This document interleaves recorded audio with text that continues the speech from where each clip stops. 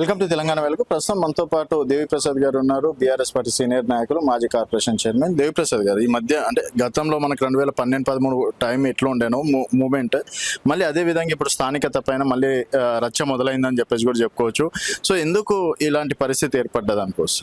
అంటే ప్రధానమైనటువంటి కారణం ఏంటంటే కేసీఆర్ గారు 9.5 సంవత్సరాల పాలనలో తెలంగాణ ప్రాంతానికి సంబంధించినటువంటి హక్కులను కాపాడడం, తెలంగాణ అస్తిత్వాన్ని రక్షించడంలో, తెలంగాణకు సంబంధించినటువంటి సోయిని ఒక కన్సాలిడేట్ చేయడంలో 9.5 సంవత్సరాల్లో ఇటువంటి సమస్యలు పెద్దగా ఎదురుగాలేదు. కానీ కేసీఆర్ పరిపాలన పోయిన తర్వాత, ఈ కాంగ్రెస్ పరిపాలన వచ్చిన తర్వాత మళ్ళీ ఆధిపత్య పాలన కొనసాగించడానికి రకరకాల కుట్రలు కుతంత్రాలు జరుగుతూ ఉన్నాయి.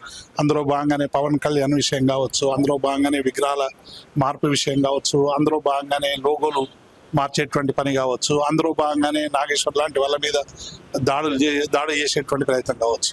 అట్లాగే ఇటీవల వచ్చినటువంటి ఒక ముఖ్యమైనటువంటి తీర్పు, ఒక ప్రశాంత్ అనేటువంటి ఒక బిటెక్ చదివినటువంటి ఏఏఈకి సంబంధించినటువంటిలో తెలంగాణ పబ్లిక్ సర్వీస్ కమిషన్ ఇవాళ కేసీఆర్ గారు ఆ రోజు 95% స్థానికులకు ఉద్యోగాలు దక్కాలని జోనర్లు 2018లో సవరించి తెలంగాణ ప్రాంత బిడ్డలకే ఉద్యోగాలు దక్కాలని భారతదేశంలోనే మొదటిసారి జోనల్ సిస్టంలో స్థానికులకు 95% రిజర్వేషన్ వచ్చింది. ఈరోజు దానికి ప్రధానమైనటువంటి ఏం పెట్టినామంటే, ప్రాథమిక విద్యను అభ్యసించినటువంటి విద్యార్థులు 1వ తరగతి నుంచి 7వ తరగతి చదివినటువంటి వాళ్ళకు మాత్రమే తెలంగాణలో ఉద్యోగాలలో స్థానికులు అర్హులని పెట్టినాం. కానీ ఇవాళ ఏమైపోయిందంటే, ప్రాథమిక విద్య అభ్యసించకున్నా కేవలం ఆ పోస్టుకు అర్హత ఉన్నటువంటి బిటెక్ 4 సంవత్సరాలు తెలంగాణలో చదివితే చాలు, వారు స్థానికుడు అనేటువంటి విషయంలో కోర్టు తీర్పు ఇవ్వడం అనేటువంటిది ఇది ప్రెసిడెన్షియల్ ఆర్డర్కి కానీ 2018లో సవరించినటువంటి జోనల్ సిస్టమ్ కానీ తెలంగాణ ప్రాంత హక్కుల రక్షణకు కానీ ఇది తీవ్రమైనటువంటి ఉల్లంఘన.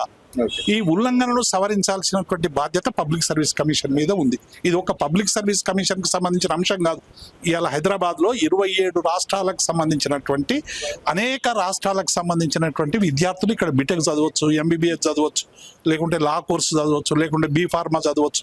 ఎందుకంటే ఇక్కడ విద్యాలయాలు చాలా అద్భుతంగా తీర్చిదిద్దబడ్డాయి కాబట్టి అందరూ విద్య ఇక్కడ బాగా వస్తుందని వస్తారు. కాబట్టి ఇక్కడ 27 రాష్ట్రాల వాళ్ళు స్థానికులు అయ్యేటువంటి అవకాశం చాలా స్పష్టంగా. ఇప్పుడు ఆంధ్రతో పంచాయతీ కాదు ఇది, మహారాష్ట్రతో పంచాయతీ, తమిళనాడుతో పంచాయతీ, ఇంకొక పంచాయతీ, అన్ని రాష్ట్రాలు 27 రాష్ట్రాలు. కానీ తెలంగాణలో స్థానికులు ఎక్కడ? ఒక తెలంగాణ తప్ప ఇంకొక దగ్గర దిక్కు లేదు కదా. ఆంధ్రప్రదేశ్ ఇవ్వడు, ఇంకోటి ఇవ్వడు. కాబట్టి ఈ తీర్పును సుప్రీంకోర్టులో ఛాలెంజ్ చేసి జోనల్ సిస్టమ్కి తెలంగాణ ప్రాంత హక్కుల స్ఫూర్తిని నిలబెట్టే విధంగా రాష్ట్ర ప్రభుత్వం పనిచేయాలని మేము చాలా స్పష్టంగా డిమాండ్ చేస్తాం. రెండవది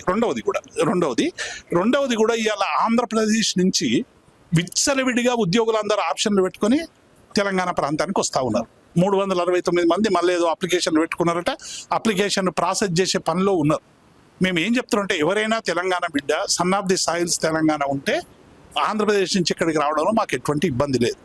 కానీ ఆంధ్రప్రదేశ్కు సంబంధించినటువంటి స్థానికుడై ఉండి, ఆంధ్ర ఉండి ఇక్కడ సెక్రటరియట్కు హెచ్ఓడీలకు రావడం అనేటువంటిది ఈ ప్రాంత పోస్టులను మళ్ళీ కొల్లగొట్టేటువంటి ఒక దుర్మార్గమైనటువంటి చర్యగా మేము అభివర్ణిస్తూ ఉన్నాం. కాబట్టి ఈ సిరీస్ అంతా కూడా చూస్తుంటే, 2.5 సంవత్సరాల సిరీస్, తెలంగాణ దేనికైతే కొట్లాడిందో, దేనికైతే తండ్లాడిందో, దేనికోసమైతే అనేక మంది ప్రాణాలు అర్పించారో, తద్వారా వచ్చినటువంటి హక్కుల్ని కొల్లగొట్టేటువంటి ప్రయత్నం చేస్తా ఉన్నారు. ఈ ప్రయత్నాన్ని తప్పకుండా మేము అవసరమైతే క్షేత్రస్థాయిలో పోరాడతాం బీఆర్ఎస్గా, అవసరమైతే న్యాయ పోరాటం కూడా ముందుకు తీసుకుంటాం. అయితే సార్, ఇప్పుడు సర్ విషయంలో కూడా ఆంధ్రప్రదేశ్లో ఒక ఓటు హక్కు కావచ్చు, తెలంగాణలో ఒక ఓటు హక్కు కలిగిన వాళ్ళు చాలా మంది ఉన్నారు. ఆ విషయంలో కూడా ఫైట్ చేస్తున్నారు కదా సార్.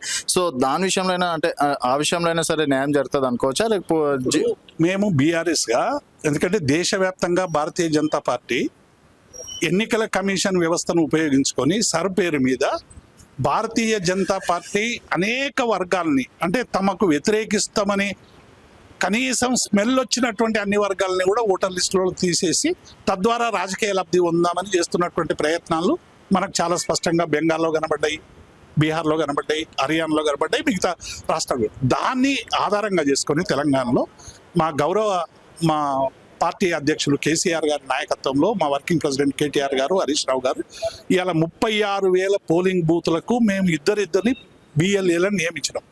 అట్లాగే కాన్స్టిట్యున్సీ ఇన్ఛార్జీలను నియమించుకొని ఎక్కడ కూడా అర్హులైనటువంటి ఓట్లను తీసేయకుండా మనం అప్రమత్తంగా ఉండాలి అనేటువంటి పద్ధతులు ఇక్కడ చేస్తున్నాం. బెంగాల్లో నడిచినట్టు ఇక్కడ ఇష్టం వచ్చినట్టు తీసేస్తామంటే ఇక్కడ ఊరుకోవడానికి ఏ రాజకీయ పార్టీ సిద్ధంగా లేదు. ఇలా రాజకీయ పార్టీలన్నీ కూడా అప్రమత్తంగా ఉన్నాయి. మేము ఇంటింటికి పోతున్నాం. ఎక్కడైతే అర్హులు ఉన్నారో నిజంగా డూప్లికేసీ ఓట్లు ఉంటే తీసేయండి, మాకేం అభ్యంతరం లేదు. ఆంధ్ర ఓట్లు ఉంటే ఆయన ఆంధ్రలో ఉంటాడా తెలంగాణ ఉంటాడా నిర్ణయించుకోమనండి. ఊళ్ళల్లో ఓటు ఉంటే ఊళ్ళో ఉంటాడా ఇక్కడ ఉండడా నిర్ణయించుకో. అందరికీ ఓటు హక్కు, అంటే ఎవరికైనా డూప్లికేసీ ఓటు ఉంటే తీసేయండి, మాకేం అభ్యంతరం లేదు. కానీ అర్హులైనటువంటి ఏ ఒక్క ఓటును కూడా తొలగించడానికి వీలు లేదనేటువంటి విషయం మీద మేము ఎన్నికల కమిషన్కి అనేక సలహాలు సూచనలు కూడా చేసినాం. క్షేత్రస్థాయిలో కూడా పనిచేస్తా ఉన్నాం. ఈ సరలో తెలంగాణలో గత ఇతర రాష్ట్రాల్లో జరిగినటువంటి అన్యాయాన్ని జరగకుండా ఇక్కడ మేము అప్రమత్తంగా పనిచేస్తా ఉన్నాం. ఇందులో కూడా ఏదైనా లోపాలు జరిగే అటువంటి ఘటనలు జరిగితే డెఫినెట్గా న్యాయ పోరాటం చేస్తాం.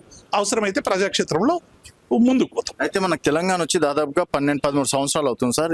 మరోసారి మళ్ళీ అంటే మీరు చెప్పినటువంటి మాటలను చూసుకుంటే నీళ్లు, నియమాలు, నిధుల గురించి జరిగినటువంటి పోరాటం మళ్ళీ మొదలవుతుందని చెప్పేసి అనుకోవచ్చు. అంటే మీరు పదే అంటున్నారు అక్కడ చంద్రబాబు నాయుడు కాబట్టి ఇక్కడ రేవంత్ రెడ్డి ఇదంతా చేస్తున్నారు అని. ఇప్పుడు గుండ్లరేవుల ప్రాజెక్టుకు సంబంధించిన నిర్మాణం గతంలో కేసీఆర్ ఉన్నప్పుడే ఆ ప్రతిపాదనలు వచ్చినాయి. కేసీఆర్ గారు నిర్ద్వందంగా తిరస్కరించారు. ఎందుకంటే కృష్ణా నీటిలో తెలంగాణ వాటా తేలాలి. ఇప్పుడు బోర్డులు ఫైనల్ స్టేజ్కి వచ్చినాయి. బోర్డులు వాటాలు ఇచ్చేటువంటి ప్రయత్నంలో ఉండగా ఇప్పుడు కొత్త ప్రాజెక్టులు కట్టడానికి వీలు లేదని విభజన చట్టంలో చాలా స్పష్టంగా ఉంది. ఇవాళ తుంగభద్ర నుంచి మనకు 15 టీఎంసీలు ఆర్డీఎస్కు రావాల్సినటువంటి వస్తుంది. కనీసం 5 టీఎంసీలు కూడా మనం ఎన్నడూ కూడా ఉపయోగించుకునేటువంటి పరిస్థితి. దాన్ని సమర్థవంతంగా ఎట్లా ఉపయోగించుకోవాలనేటువంటి విషయంలో కూడా ప్రభుత్వం సరైనటువంటి సూచన. ఇవాళ కాళేశ్వరం ప్రాజెక్టుకు సంబంధించి ఇవాళ గోదావరిలో ఉన్నటువంటి నీటిని సమర్థవంతంగా వినియోగించుకోవడానికి కాళేశ్వరం ప్రాజెక్టు ఏదో 2 పిల్లర్లకు సంబంధించి రిపేర్లు చేసి ఇవాళ చెరువులన్నీ కూడా నింపేటువంటి ప్రయత్నం చేయొచ్చు. కానీ అటువంటి ప్రయత్నం కూడా చేయకపోవడం వల్ల ఇవాళ తెలంగాణ రైతాంగానికి ఎలినో ప్రభావం ఒకవేళ తీవ్రతరమై ఇక్కడ తెలంగాణలో కరువు కాటకాలు వస్తే రేపు భవిష్యత్తులో ఇక్కడ పశువులు తాగడానికి కూడా నీళ్లు దొరకనటువంటి పరిస్థితి, మళ్ళీ రైతాంగం ఆత్మహత్యలు చేసుకునేటువంటి పరిస్థితి వచ్చేటువంటి అవకాశం ఉంది. కాబట్టి ఈ ప్రభావాన్ని ఎదుర్కోవడానికి మరి సీజన్ ముందే రిపేర్లు చేయాల్సినటువంటి కాళేశ్వరం చేస్తలేరు.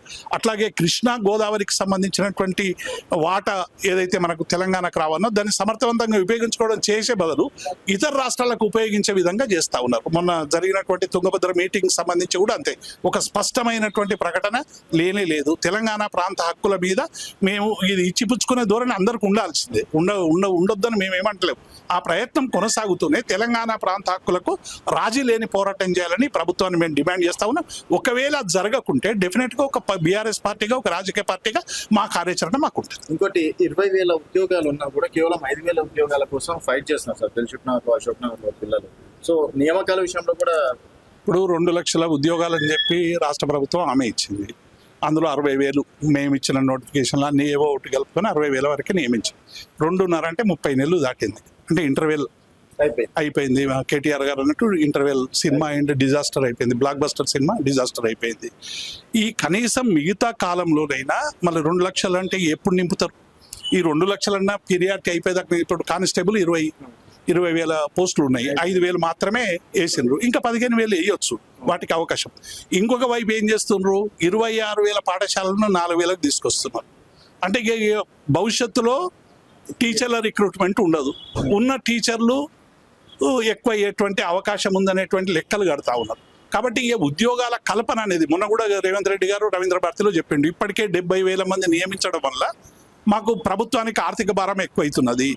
మేము ఎక్కడి నుంచి ఇప్పుడు పిఆర్సీ ఇవ్వాలన్నా లేకుంటే జీతాలు ఇవ్వాలన్నా డబ్బులు పెరుగుతున్నాయి, సంపద పెంచుకోండి అంటున్నాడు. ఇక వచ్చే కొత్త ఉద్యోగాలకు ఎక్కడి నుంచి సంపద పెంచాలి అంటే ఇవాళ ప్రజలకు మీరు ప్రజల మీద పన్నులు వేస్తే తప్ప ఇంకొకటి వచ్చే అవకాశం లేదు. పరిపాలన వైఫల్యం ఉంది, రియల్ ఎస్టేట్ డమాలైపోయింది, ఆర్థికంగా రాబడులు తగ్గిపోయినాయి. కాబట్టి ఇవన్నిటిని కూడా దృష్టిలో పెట్టుకొని ఒక సమర్థవంతంగా పరిపాలన జరుగుతూనేమో ఈ సమస్యలకు పరిష్కారం దొరుకుతుంది. కానీ అది ఏం కనబడతలేదు, 30 నెలలు దాటింది. కాబట్టి ఇక డెఫినెట్గా అందుకే ఇవాళ కేసీఆర్ పాలన రావాలి అనేటువంటి ఒక మారుమోగుతున్నటువంటి నినాదం వెనుక అది ఏదో మా పార్టీకి అధికారానికి సంబంధించిన సమస్య కాదు. అధికారంలోకి వచ్చినటువంటి పార్టీ ప్రజల ఆకాంక్షలను తీర్చడంలో ఫెయిల్యూర్ అయింది. కాబట్టి ప్రభుత్వం పోవాలని ఇలా ప్రజలందరూ కోరుకుంటూ రేపు జరిగేది కూడా అది.